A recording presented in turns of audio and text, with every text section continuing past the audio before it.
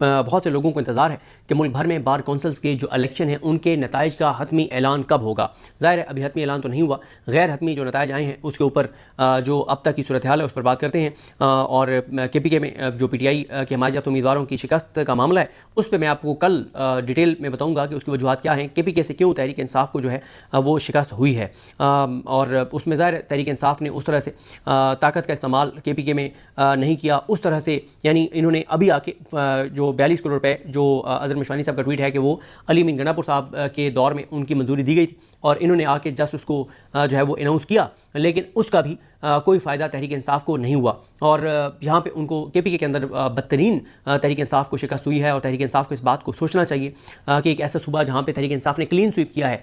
वैसे तो उन्होंने ज़ाहिर पंजाब में भी क्लीन स्वीप किया है, लेकिन KPK के अंदर क्लीन स्वीप करने के बावजूद इस तरह से उनको शिकस्त क्यों हुई है। खैर यहाँ पे जो KP बार है, बार कौंसल है, वो इतना ज़्यादा मैटर इसलिए नहीं करती थी,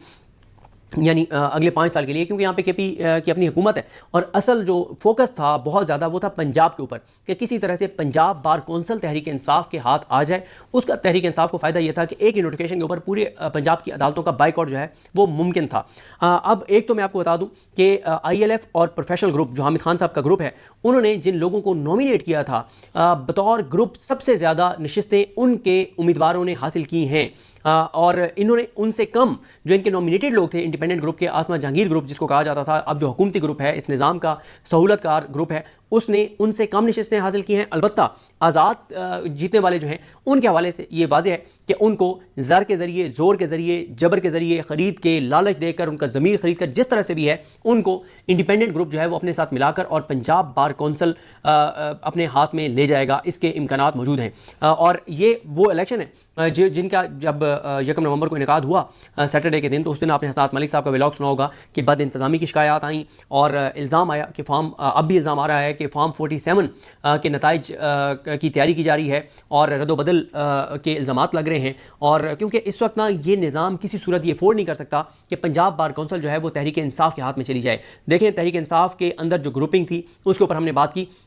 मैंने तो ट्वीट्स भी किए और मैंने तो इस मामले को बहुत ज़्यादा हाईलाइट भी किया था कि ये मामला क्यों इतना इंपॉर्टेंट है। अभी भी जब मैंने मुख्तलिफ लोगों से बात की तो हामिद खान साहब के ऊपर सबसे ज़्यादा शिकायत हैं कि उन्होंने उम्मीदवारों की सिलेक्शन में तहरीक इंसाफ को ऑन बोर्ड ही नहीं लिया। भाई, जब बोर्ड तहरीक इंसाफ की हमायत से पढ़ना है तो आपने तहरीक इंसाफ को ऑन बोर्ड ही नहीं लिया। कई जगहों पर ऐसी शिकायत आई कि उन वकीलों को प्रोफेशनल ग्रुप का उम्मीदवार नामजद कर दिया हामिद खान साहब ने, जो PTI के लोगों के खिलाफ पेश होते रहे, जो PTI के लोगों के खिलाफ जो है वो केस लड़ते रहे। और इसी तरह से ILF से भी कुछ लोगों को शिकायत है, लेकिन बड़ा जो हिस्सा है वो बहरहाल शिकायत का है हामिद खान साहब से। इसमें तहरीक इंसाफ को अभी भी, देखिए मैं आपको एक चीज़ बता दूं, एक अगर अभी भी पंजाब बार कौंसल चली भी जाती है आज़म नज़ीर तारड़ और एहसन भून और इस हुकूमत और इस निज़ाम के पास, लेकिन तब भी जो इनके लिए जो बहुत ख़तरनाक बात है वो ये है कि अब इतना ज़्यादा ये मामला पूरे मुल्क में इसकी एक चीज़ इस्टेब्लिश हो गई है, इसकी इंपॉर्टेंस इस्टेब्लिश हो गई है। अब पूरे पाकिस्तान के अंदर जहाँ जहाँ बार एसोसिएशंस के जो सालाना इंतखाबात होते हैं उसमें आपको बहुत गहमा गहमी नज़र आएगी, उसमें आपको बहुत मोमेंटम नज़र आएगा। और अब PTI ने अपना लोहा मनवाया है, PTI ने धूल चटाई है हुकूमती ग्रुप को। क्यों मैं ये बात क्यों कह रहा हूँ? इस हुकूमती ग्रुप ने पिछले 3.5 साल में अरबों रुपए जो है वो डायरेक्ट इनडायरेक्ट जो है वो वकीलों को दिए हैं। इन्होंने वकीलों को किस तरह से नहीं खरीदा, प्लाट देने का मामला हो, कुछ वकला के, बड़े वकला के चैम्बर से जज लगाने का मामला हो, ट्रिब्यूनल्स के जज लगाने का मामला हो, इनके लोग लगाने का मामला हो, इनको AG ऑफिस में एडजस्ट करना हो, एडवोकेट जनरल ऑफिस में एडजस्ट करना हो, इनको और इनके काम करवाने हो। मतलब ये पिछले 3-3.5 साल से 1 नवंबर के ऊपर इनका फोकस था। तहरीक इंसाफ ने सिर्फ 2 या 3 माह इसके ऊपर वर्किंग करके और उन्होंने इतना बड़ा जो है वो इतनी बड़ी कामयाबी हासिल कर ली है। तो अगर तहरीक इंसाफ इसमें, तहरीक इंसाफ की लीडरशिप अगर इसमें संजीदगी मजीद दिखाती तो इससे बड़ी, वो बहुत बड़ी तादाद में अपने उम्मीदवारों को कामयाब करवा सकते थे। खैर, अब जो हो गया सो हो गया। लेकिन अभी भी जिस तरह से मैं आपको अर्ज कर रहा हूं कि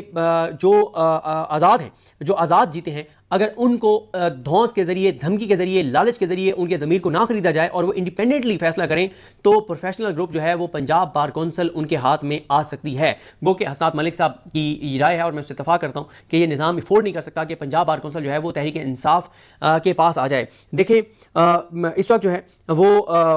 बलूचिस्तान में भी प्रोफेशनल ग्रुप जो है वो जीत गया है। 8 वहाँ पर नशिस्तें थी, 8 में से 6 जो हैं वो जीत गया है प्रोफेशनल ग्रुप यानी हामिद खान ग्रुप, तहरीक इंसाफ का ग्रुप। 6 वहाँ से उम्मीदवार उनके जीत गए हैं 8 में से। तो वहाँ पे तो बलूचिस्तान बार कौंसिल तो उनके हाथ में आ गई। जो सिंध बार कौंसिल है वहाँ कुल 33 सीटें हैं, 33 में से 15 जीते हैं प्रोफेशनल ग्रुप ने, 15 जीती हैं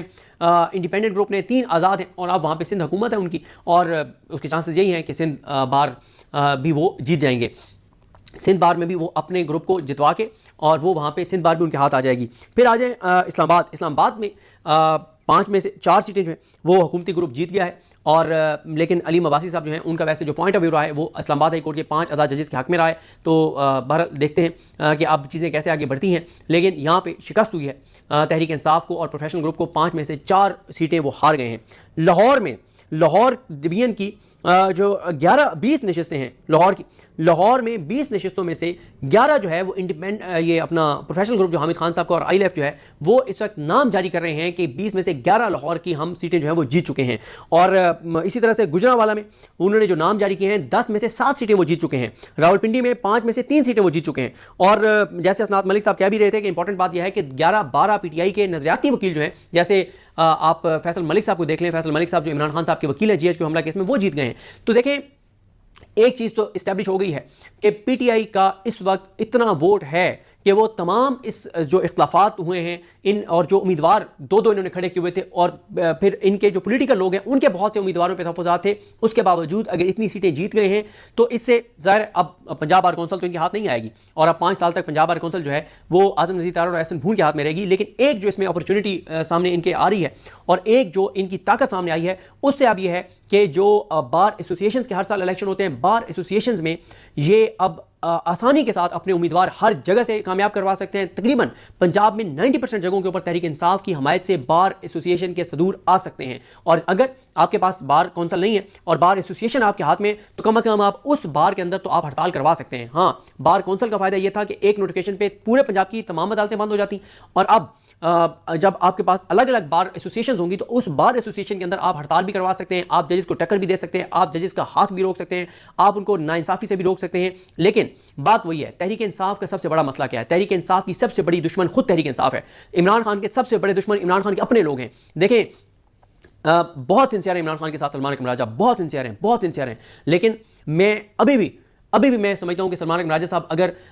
थोड़ा सा स्टैंड ले लेते, यही उनका मसला है कि वो इस निज़ाम के खिलाफ वो उन्होंने स्टैंड लिया हुआ है, 1 इंच भी पीछे नहीं हट रहे, बिल्कुल वो 1 कदम भी पीछे नहीं हट रहे। लेकिन मसला यह है कि पार्टी के अंदरूनी मामलात के ऊपर उनको बतौर सेक्रेटरी जनरल जैसा स्टैंड लेना चाहिए, वो नहीं लेते। ये उनकी एक उनका कमजोर पहलू है, जिसको मैं कमजोर समझता हूँ, वो शायद समझते हो कि मैं गलत कह रहा हूँ। देखें, अगर सलमान अकरम राजा साहब 10 रुकनी एक कमेटी बना के, हामिद खान साहब ने भी असल उनकी बात नहीं मानी, और उन्होंने देखें हामिद खान साहब ने नहीं भी मानी तब भी उनको स्टैंड ले लेना चाहिए था, लेकिन शायद उन्होंने इसलिए नहीं लिया कि वो ये समझते हैं कि हामिद खान साहब पार्टी में क्योंकि बहुत पुराने हैं और बहुत सीनियर हैं, तो उनका शायद उनकी एक इसमें तौहीन होगी और उनके एक तज़हीक होगी कि अगर सलमान अकरम राजा साहब ये करते हैं। लेकिन उनको करना चाहिए था, उनको 10 रुकनी एक कमेटी बनानी चाहिए थी। उस कमेटी में अगर 75 उम्मीदवार सेलेक्ट करने थे और 75 में से 20 के ऊपर होगा ना एतराज़ होगा, या 25 के ऊपर होगा, उनको जहाँ पे एतराज़ था वहाँ पे एक उम्मीदवार को डिस्कस करना चाहिए था, अक्सरियत से फैसला करना चाहिए था, और उस फैसले को अनाउंस करके और फिर उसके ऊपर पूरा मोमेंटम बनाना चाहिए था। खैर, अभी भी दर्जनों ऐसे लोग हैं जिनका इसमें क्रेडिट है। मैं अभी किसी का भी नाम इसलिए नहीं ले रहा कि फिर बहुत से लोग नाराज़ होंगे कि यार मैंने तो यहाँ पर ज़्यादा काम किया था, आपने फलां का नाम ले दिया, आगे जाकर उनके नाम भी लेंगे। लेकिन इसमें जो एक अच्छा एक पाकिस्तान के लोगों के लिए, पंजाब के लोगों के लिए एक पॉजिटिव एक पॉइंट यही है कि इससे ये पता चल गया है कि वकला की अक्सरियत जो है, अभी भी मैं कह रहा हूँ कि अगर PTI और ILF और प्रोफेशनल ग्रुप जो हामिद खान ग्रुप है उनमें इख्लाफ ना होता तो कोई दूसरी राय नहीं है कि उनके उम्मीदवार अगर मुश्तरका होते तो बड़ी आसानी से वो पंजाब बार कौंसिल के इलेक्शन जीत गए होते। लेकिन अभी भी अगर जो आज़ाद हैं उनको आज़ादाना फैसला करने दिया जाए तो भी प्रोफेशनल ग्रुप ILF जो है वो पंजाब की बार कौंसिल उनके पास होगी। अब जो गुजर गया सो गुजर गया। अब भी अगर सलमान अकरम राजा साहब इस बात पे स्टैंड लेते हैं, क्योंकि देखें इंतज़ार हुसैन पनजोता साहब उनका यह है कि वो बहुत जूनियर हैं और हामिद खान साहब उनको कहते हैं कि ये बहुत जूनियर है और वो उनके बारे में पब्लिकली बातें करते हैं हामिद खान साहब। देखें, अब हामिद खान साहब जो हैं उनको इमरान खान ने सेनेटर बनवाया, वो सीनियर हैं, उनका एहतराम अपनी जगह, सारी बातें अपनी जगह। लेकिन अब वो ये भी तो देखें कि जहाँ पे आपको वोट PTI का चाहिए तो PTI से भी तो वहाँ मकामी तौर पर पूछें। अब आपने अगर मियाँ सिंधिया वाली की मिसाल देता हूँ या बखर की देता हूँ या बहावलपुर मुल्तान, सिर्फ मिसाल दे रहा हूँ, कहीं के भी आप अगर वहाँ पे किसी को आप अपना उम्मीदवार नामजद करना चाहते हैं और आपको वोट वहाँ पे पीटीआई के वकीलों का चाहिए, तो आप पीटीआई को कंसल्ट तो करें, पीटीआई की वहाँ के एमएनएस एमपीएस टिकट होल्डर्स को कंसल्ट तो करें, आप उनको कंसल्ट ही नहीं कर रहे। अब ऐसे ऐसे लोगों से मेरी बात हुई जो कहते हैं कि भाई उस बंदे को प्रोफेशनल ग्रुप ने उम्मीदवार नामजद कर दिया जो मेरे खिलाफ वहाँ पे पेश होता रहा है, हमारे कारकुनान के खिलाफ पेश होता रहा है, उसको हम कैसे उसका हम वो फलां जो है वो तो है ही नून लीग के फलाने एमएनए के साथ वो तो होता है और उसको जो है वो नामजद कर दिया। अब आगे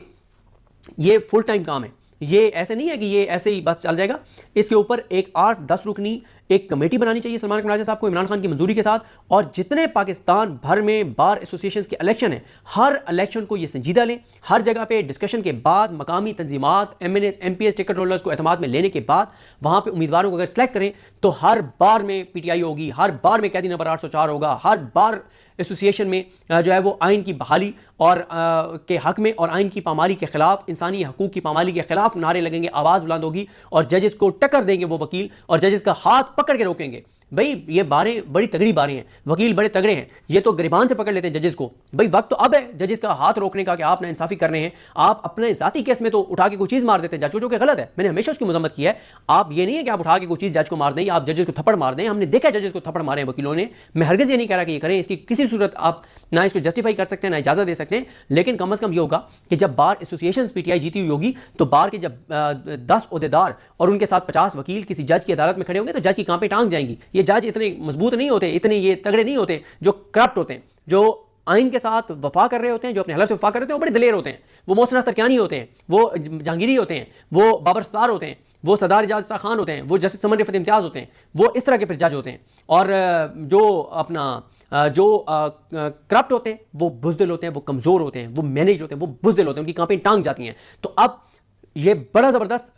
तमाम तर इनकी आपस की हमाकतों लड़ाइयों इनके, और फिर ये या तो ये हो ना कि हर जगह पे मतलब कुछ जगहों पे ये भी इल्ज़ाम लगता है कि फ़लाँ ने उसको इस वजह से सिलेक्ट कर दिया कि उसका उससे ज़ाती ये मफाद था। इस तरह के इल्ज़ामात गलत होंगे, लेकिन उसका तरीका फिर यही है कि आप 10 रुकनी जो है वो कोई कमेटी बनाएं इंडिपेंडेंट, उसमें वकील इंडिपेंडेंट से मुराद यह है कि जिनकी एक साख हो, जिनकी क्रेडिबिलिटी हो, उनकी आप एक कमेटी बनाएं। आइंदा के बार एसोसिएशन के जो हर साल इलेक्शन होते हैं उसको तहरीक इंसाफ को बहुत सीरियस लेना होगा।